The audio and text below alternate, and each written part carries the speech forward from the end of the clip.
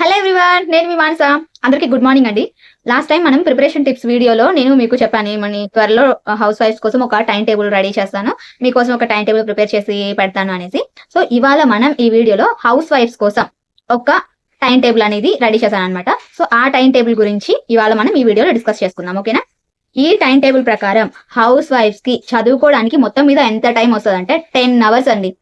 మొత్తం మీద మీరు ఒక 10 అవర్స్ చదవచ్చు. పోనీ దాంట్లో అటు ఇటు చేసుకున్నా కూడా ఒక 9 to 10 అవర్స్ మీరు ఈజీగా చదవచ్చు. సో ఆ విధంగా నేను మీకోసం ఈ టైం టేబుల్ అనేది ప్రిపేర్ చేశాను, ఓకేనా? ఇంకా మనం మన టైం టేబుల్ టాపిక్ లోకి వెళ్తే, ఉదయం లేచిన దగ్గర నుంచి నైట్ పడుకునే వరకు ఫస్ట్ టైం ని డివైడ్ చేసుకుందాం మనం. అసలు ఎక్కడి నుంచి ఎక్కడికి ఎంత టైం మనకి చదువుకోవడానికి వస్తుంది, ఎంత టైం మీకు వర్క్స్ అనేది వెళ్తుంది అనే దాని గురించి ఫస్ట్ మనం చూసుకుందాం. ఫస్ట్ మన లాస్ట్ టైం టేబుల్ లో కూడా అంతే కదా, చూసుకుందాం. 4 కి లేస్తాం, 4 to 4:30 మధ్యలో కదా లేస్తాము. సో మీరు 4 కి పెట్టుకోండి, మీ వేకప్ టైం అనేది 4 కి పెట్టుకోండి. 4 to 6 morning, early morning 4 to 6 స్టడీకి కేటాయించుకోండి. సో అలా చదివితే మీకు అక్కడ ఒక 2 అవర్స్ వస్తుంది. సో 4 to 6 ఎర్లీ మార్నింగ్ స్టడీకి కేటాయించుకోండి. అలా ఒక 2 అవర్స్ వస్తుంది. తర్వాత ఇంకా పిల్లలు ఉన్న వాళ్ళు హస్బెండ్స్ ని, పిల్లల్ని వీళ్ళని స్కూల్స్ కి, వాళ్ళని ఆఫీస్ కి పంపించడానికి ఇంట్లో పనులని, వంట పనులని, అవన్నీ ఇవన్నీ ఉంటాయి. సో ఈ పనుల కోసం మీరు మార్నింగ్ 6 నుంచి 4 to 6 చదువుకుంటారు కదా, 6 నుంచి 9:30 వరకు మాక్సిమం పిల్లలు అయితే స్కూల్స్ కి వెళ్ళడానికి 8 లోపు వెళ్ళిపోతారు. వ్యాన్లన్నీ వచ్చేస్తే 8 కల్లా పంపించేస్తారు. ఒకవేళ మీ హస్బెండ్స్ ఆఫీస్కి వెళ్ళే వాళ్ళు ఎవరైనా ఉన్నా కూడా 9 కల్లా ఆఫీస్కి అలా అలా అలా వెళ్ళిపోతారు. సో ఇలా మీరు మీ వర్క్స్ అంతా ఫినిష్ చేసుకోవడానికి 9:30 వరకు పెట్టుకోండి. ఆ 9:30కి మీ పనులు కూడా మొత్తం అయిపోయి ఉండాలి. అయిపోయి మీరు బ్రేక్ఫాస్ట్ కూడా చేసేసి ఇంకా స్టడీకి కూర్చోవాలి. సో అక్కడ 6 to 9:30 3.5 అవర్స్ మీకు వర్క్ కోసం వస్తుంది. సో ఈ 3.5 అవర్స్ లో మీరు మీ మొత్తం వర్క్స్ ని ఫినిష్ చేసుకొని, మీరు బ్రేక్ఫాస్ట్ చేసేసి మీ పనులు కూడా ఫినిష్ చేసుకొని, పర్సనల్ వర్క్స్ 9:30 కల్లా మీరు ఇంకా స్టడీకి కూర్చోవాలి. సో ఇంకా ఈ 9:30 నుంచి 12 వరకు ఎన్ని అవర్స్ వస్తున్నాయి అక్కడ? 10:30, 11:30, 12 2.5 అవర్స్.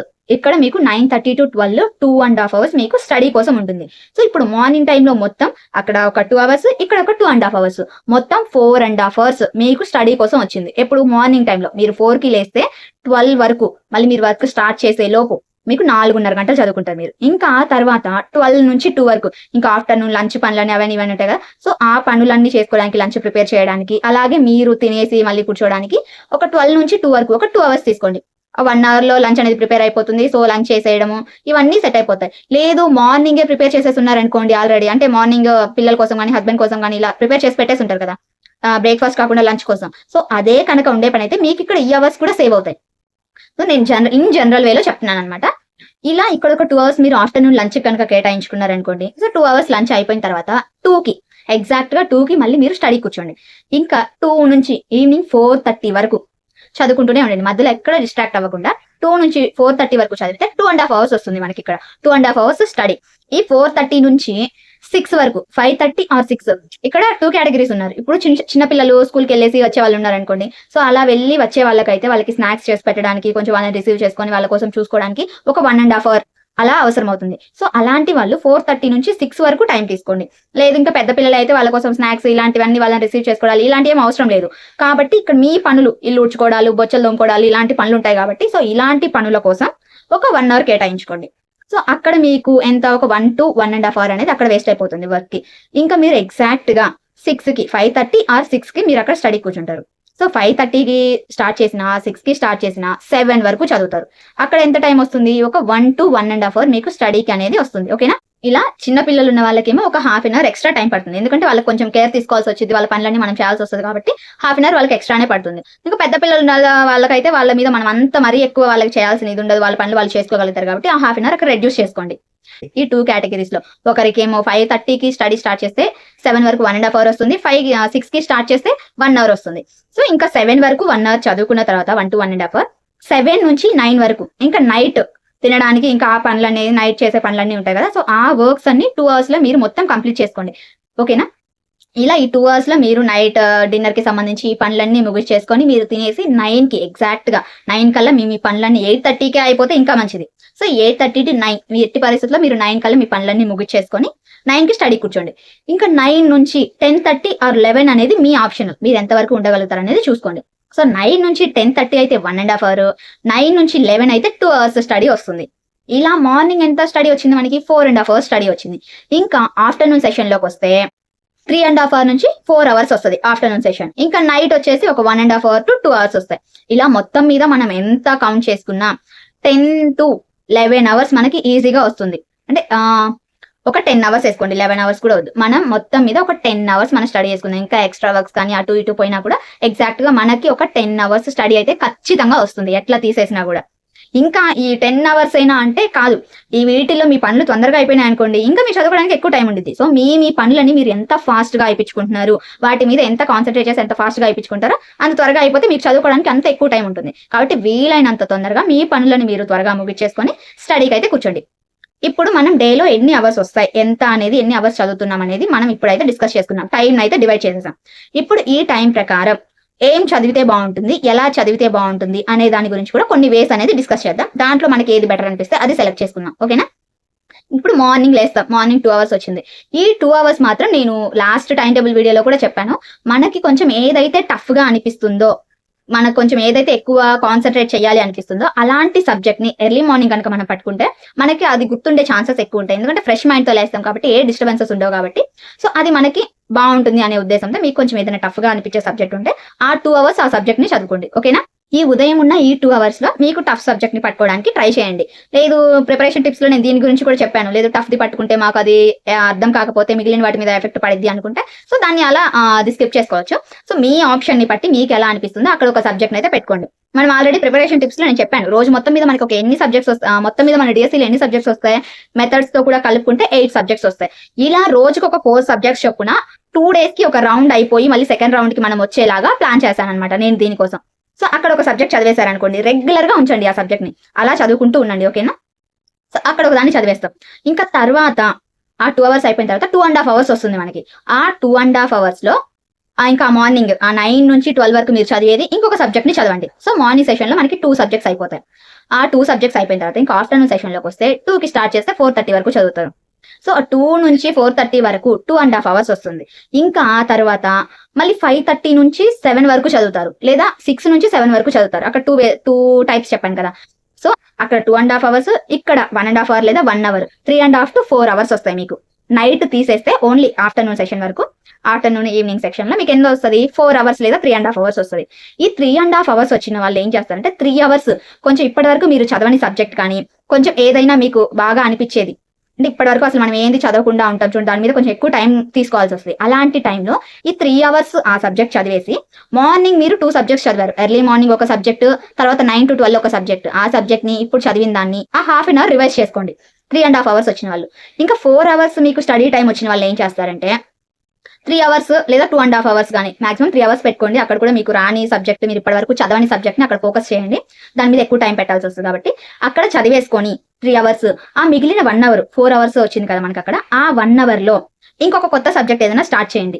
లేదు నేను కొత్త సబ్జెక్ట్ స్టార్ట్ చేయను, ఇప్పటి వరకు చదివిన దాన్ని నేను మళ్ళీ రివైజ్ చేసుకుంటాను, లేదా నా వర్క్ ని మళ్ళీ కొంచెం ముందుగా జరుపుకొని వర్క్ ని త్వరగా ఫినిష్ చేసుకొని నేను ఆ టైం ఈవినింగ్ అడ్జస్ట్ చేసుకుంటాను అనుకుంటే ఆ 3 అవర్స్ మీరు ఒక సబ్జెక్ట్ ని చదువుకొని అక్కడ మీరు టైం అడ్జస్ట్ చేసుకుంటూ దాన్ని మీరు ఫాలో అవ్వచ్చు. లేదా 3 అవర్స్ ఒక సబ్జెక్ట్ ని చదువుకొని ఆ 1 అవర్ వేరే సబ్జెక్ట్ ని స్టార్ట్ చేసి నైట్ దానికి కంటిన్యూ చేసుకోండి. నైట్ వచ్చే 1.5 లేదా 2 అవర్స్ ని ఈ 1 అవర్ తో కలిపి దాన్ని కంటిన్యూ చేసుకోండి. ఓకేనా? ఇలా చేసుకోవచ్చు. ఇంకా ఫైనల్ గా నైట్ సెషన్ లోకి వస్తే తినేసి అంతా అయిపోయిన తర్వాత 9 to 10:30 or 11, మాక్సిమం 10:30 to 11 కల్లా పడుకోవడానికి ట్రై చేయండి. ఎందుకంటే నిద్ర కూడా మనకి చాలా ఇంపార్టెంట్. సో 11 కల్లా మాత్రం ఎట్టి పరిస్థితుల్లో పడుకోవడానికి ట్రై చేయండి. అలా పడుకుంటే మనకి 5 అవర్స్ నిద్ర వస్తుంది అంతే. కాబట్టి 10:30 or 11 కల్లా పడుకోవడానికి ట్రై చేయండి. ఈ 9 to 11 or 9 to 10:30 లో 1.5 2 అవర్స్ లో ఇంకొక సబ్జెక్ట్ చదవండి. సో ఇలా రోజు మొత్తం మీద మనకి ఎన్ని సబ్జెక్ట్స్ వస్తాయి, morning 2 subjects, evening 2 subjects, 4 subjects ని మనం చదువుతాం. ఇలా 2 days కల్లా మనకి ఒక రౌండ్ అనేది ఫినిష్ అయిపోద్ది. సో నెక్స్ట్ 2 days తర్వాత మళ్ళీ ఇంకొక దాన్ని చదువుతాము. అలాగే ప్రాపర్ బ్రేక్స్ తోటి సఫిషియెంట్ గా మొత్తం మనం క్లియర్ గా చదువుకోవడానికి టైం ఉంటుంది. ఓకేనా? ఇప్పటి వరకు మనం టైం ని డివైడ్ చేసుకున్నాము. అలాగే ఆ టైంలో ఎలా చదివితే బాగుంటుంది, ఎన్ని సబ్జెక్ట్స్ చదివితే బాగుంటుంది అనే దాని గురించి డిస్కస్ చేసుకున్నాం. ఇప్పుడు చదువుతున్నాం అయిపోతుంది కదా, దీనికి ఇంకా మీరు ఈ టైంలో మీరు వర్క్స్ చేసుకునే టైంలో మీరు టైం వేస్ట్ చేసుకోకుండా ఉండాలి అనుకుంటే ఆ టైంలో కూడా మీరు చదువుకోవడానికి వేసి ఉన్నాయి. ఎలా చెప్పమంటారా? మాక్సిమం మీ అందరికీ తెలుసు ఇది. మనం కుక్ చేసుకునే టైంలో కానీ, లేదా ఇల్లు ఉడ్చుకునే టైంలోనో, బాసలు దొంకునే టైంలోనో, ఇలా ఏదో ఒక టైంలో మనం ఏదో ఒక పని చేస్తున్న టైంలో ఏదైనా క్లాస్ వింటూ కూడా మనం ఆ పని చేసుకోవచ్చు. ఒక క్లాస్ వింటూ కానీ ఇంకేదైనా వింటూ మనకు అవసరమైన దాని గురించి వింటూ ఒకవైపు నుంచి దాన్ని చేసుకుంటూనే వర్క్ చేసుకుంటూనే మనం వినొచ్చు. అలా చేస్తే కాన్సన్ట్రేషన్ మిస్ అయింది కదా, ప్రాపర్ గా కాన్సన్ట్రేట్ చేయలేం కదా, అట్లా దేని మీద కాన్సన్ట్రేషన్ ఉండదేమో అని మీరు అనుకోవచ్చు. దానికి ఎలా అంటే, ఇప్పుడు మనకి ఏదైనా కొంచెం ఈజీగా అనిపించింది, మనం ఆల్రెడీ చదివింది అనుకోండి. సో ఆ టైంలో అది కూడా వేస్ట్ అవ్వకుండా, ఆ టైం కూడా వేస్ట్ అవ్వకుండా మనం రివిజన్ చేసుకోవచ్చు దాన్ని. ఆ పని చేసుకునే టైంలో ఆల్రెడీ చదివిన సబ్జెక్ట్ ని కానీ, అంటే ఆ రోజు చదివింది అని కాదు, ఆల్రెడీ అంతకుముందు ఎప్పుడో చదివిన దాన్ని కానీ ఇంకొకసారి రీకాల్ చేసుకున్నట్టు అయింది. 1కి 4 సార్లు వింటే ఏం పోతుంది, పోయేది ఏం ఉండదు మనకి. కాకపోతే ఇంకా దాని మీద క్లారిటీ వస్తుంది. కాబట్టి మీరు ఇలాంటి పనులు చేసుకునేటప్పుడు కానీ, వంటలు చేసుకునేటప్పుడు కానీ మీరు అలా క్లాసెస్ వింటూ కూడా చేసుకోవచ్చు. లేదు, ఆల్రెడీ చదివిన దాన్ని, ఇప్పటి వరకు మార్నింగ్ చదివిన దాన్నో, లేకపోతే అంతకుముందు చదివిన దాన్నో, నిన్న చదివిన దాన్నో రీకాల్ చేసుకుంటూ మీరు ఆ పనులు చేసుకుంటూ దాన్ని రీకాల్ చేసుకోవచ్చు. అలా మీకు రివిజన్ కూడా అయిపోతుంది. సో మీరు దీన్ని కూడా ఫాలో అవ్వచ్చు అలాగా. ఇంకొక విషయం ఏంటి అంటే, ఇప్పుడు మనం ఏదైనా ఒక టాపిక్ ని మనకి మనంగా చదివే కంటే ఒక క్లాస్ విని, ఆ క్లాస్ విన్న తర్వాత చదవడమో, లేదా ఆ క్లాస్ వింటూ చదవడమో, ఇలా చేయడం వల్ల మనకి చాలా తొందరగా ఆ టాపిక్ అనేది అయిపోగొడతాం. ఇప్పుడు క్లాస్ విన్నాం అనుకోండి, ఒక టాపిక్ మొత్తం, ఒక లెసన్ మొత్తం ఒక 1 అవర్ లోనో, హాఫ్ అన్ అవర్ లోనో చెప్పి ఉంటారు క్లాస్ లో, లేదా 1 అవర్ వేసుకోండి, 1 అవర్ లో చెప్పున్నారు అనుకోండి క్లాస్. ఆ 1 అవర్ లో దాన్ని ఖచ్చితంగా అయిపోగొడతాం. క్లాస్ ని కాన్సన్ట్రేట్ చేసి విన్నామంటే 1 అవర్ లో అయిపోద్ది. అదే మనం చదివామనుకోండి, ఇది ఈ మధ్యనే కాదు, ఇది సెల్ఫ్ ఎక్స్పీరియన్స్ తో చెప్తున్నాను. ఇది అలా మనం చదివితే ఒక 2 పాయింట్లు చదవగానే అలా డిస్ట్రాక్ట్ అవ్వడమో, డీవియేట్ అయిపోవడమో, ఏదో ఒకటి అయిపోవడమో, లేదా కాన్సన్ట్రేట్ మిస్ అవ్వడమో, ఇలా ఏదో ఒకటి అవుతూ ఉండిద్ది. లేదు, క్లాస్ వింటూ కనుక చదివి, క్లాస్ విన్న తర్వాత మనం చదివినా దాని గురించి ఒక క్లారిటీ అనేది వస్తుంది మనకి. సో క్లాస్ వింటూ చదవడం మాత్రం అలవాటు చేసుకోండి.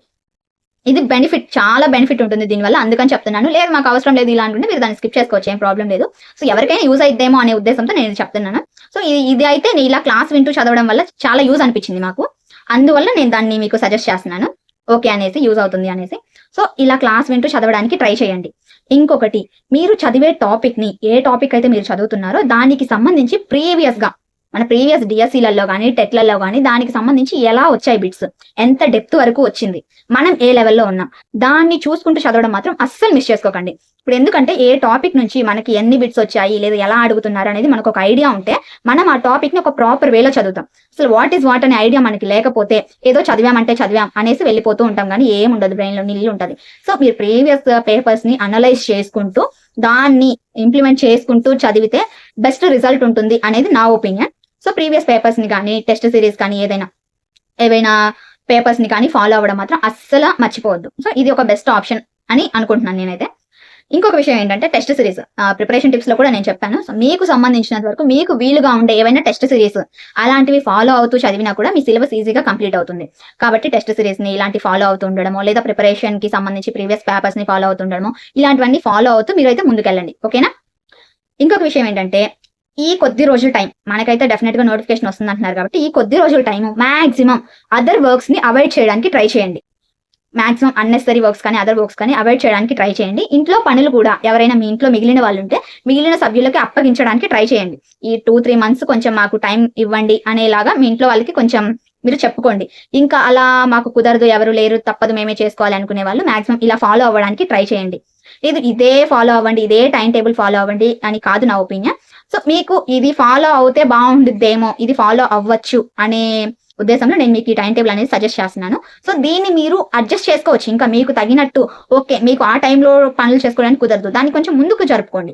దాన్ని ముందుకి వెనక్కి మార్చుకుంటూ, ఎట్టి పరిస్థితుల్లో టైం అనేది, స్టడీ టైం అనేది 9 to 10 or 11 hours, 9, 10, 11 ఈ అవర్స్ కంటే తగ్గకుండా ట్రై చేయండి. ఎట్టి పరిస్థితుల్లోని ఈ అవర్స్ కి తగ్గకుండా చదివారు అంటే ఖచ్చితంగా మనం సక్సెస్ అయ్యే ఛాన్సెస్ ఎక్కువ ఉంటాయి. సో మీరు దీన్ని మైండ్ లో పెట్టుకొని ఖచ్చితంగా నోటిఫికేషన్ వస్తుంది. ఇప్పటి నుంచి స్టార్ట్ చేస్తే అవుతుందా సిలబస్ అవ్వదేమో, ఇంకా స్టార్ట్ చేయాలా వద్దా, అసలు నేను డిఎస్సికి పనికి వస్తానా లేదా, ఇలాంటి ఆలోచనలు కొంతమందికి ఉండొచ్చు. ఇంకా నేను ఇంట్లో పనులు చేసుకోవడానికి నాకు టైం సరిపోతుందంటే అలా చేసుకుంటూ కూడా మనము చదవచ్చండి.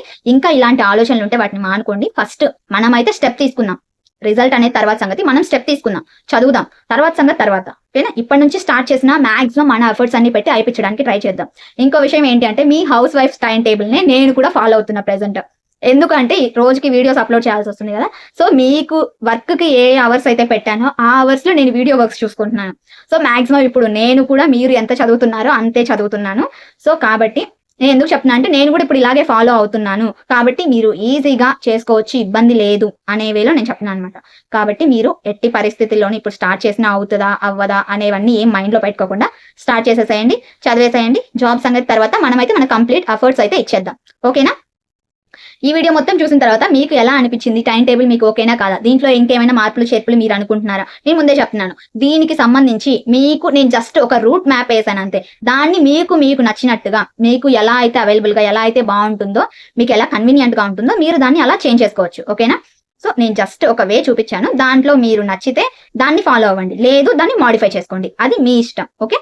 ఈ వీడియో కనుక మీకు నచ్చినట్లయితే ఖచ్చితంగా లైక్ చేయండి. అలాగే మీలాంటి హౌస్ వైఫ్స్‌కి ఇది యూజ్‌ఫుల్ అనిపిస్తే షేర్ చేయండి. ఈ వీడియో చూసిన తర్వాత ఎలా ఉంది టైమ్ టేబుల్ ప్రిపరేషన్ వీడియో అనేది ఖచ్చితంగా కామెంట్ సెక్షన్‌లో కామెంట్ చేయడం మాత్రం అస్సలు మర్చిపోవద్దు. అలాగే ఇలాంటి యూజ్‌ఫుల్ కంటెంట్‌ని మీరు ఎక్కడ మిస్ అవ్వకూడదు అనుకుంటే మన ఛానెల్ అయితే సబ్స్క్రైబ్ చేసుకోండి.